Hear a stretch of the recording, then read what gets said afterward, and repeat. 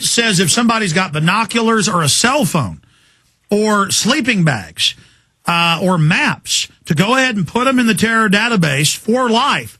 And this is designed, just like England, to put everybody on a list so they can claim probable cause on you. Absolutely.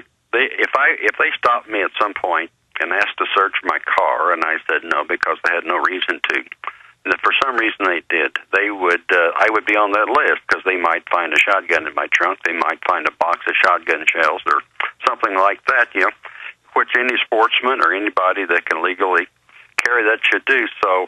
And by the way, Mr. Guest, Representative Guest, we're going to break. Yeah. You're not joking. If you have a gun, if you have a map, if you have a cell phone, it's so wide, it's meant to put everybody in secret police databases that go to the federal level. And we have the internal FBI training videos on this. We played it yesterday. We need a huge report at Infowars.com very soon on this. Stay with us, Representative Guest. We really appreciate you. Representative Jim Guest of Missouri is with us. He's the guy that really blew the whistle on MIAC in his state and called the state police and confirmed it was real. For a week or so, the media just said I was making it up and put out a fake report.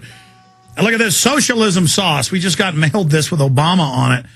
I guess we'll be put in a terrorist database because of this. But I don't want to just glaze over this, what the representative is telling you. We have the training manuals. We have the training videos. We know. And 2 years ago, a head federal marshal in Denver came out and said that they were ordered to put families, children, they had a quota to put innocent people on a terror database for the rest of their lives so that they could go back to Congress and Homeland Security and say, look, we've put this many people on the database. And that meant a little kid taking a photo out the airplane window. That meant someone ordering a vegetarian lunch at one of the kiosks. They're just secret police all over. And this is the core of secret police. And they use it and sell it in the name of fighting, foreign terrorism. But now they flip the whole deal to say it's for the American people.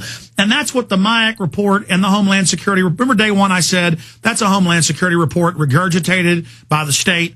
They have to get their federal money. And then the DHS report came out and it was word for word.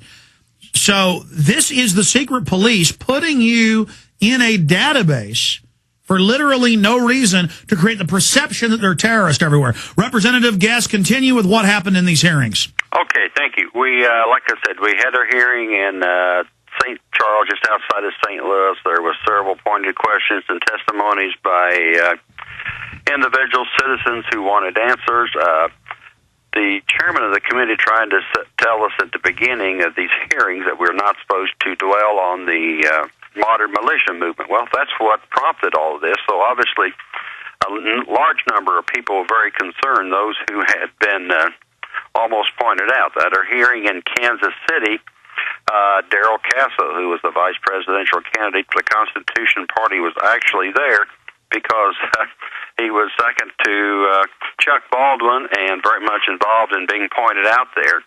And he gave some very good testimony of why he thought it was dangerous and the danger to that. So and there was a couple of law enforcement from Kansas City tried to justify why and how they could use information in the MIAC and the sharing of information. We do want sharing of information within the state for drug task force and stuff like that. Yeah, but let's be clear. It's saying libertarian bumper stickers, Ron Paul bumper stickers, anti-UN stickers.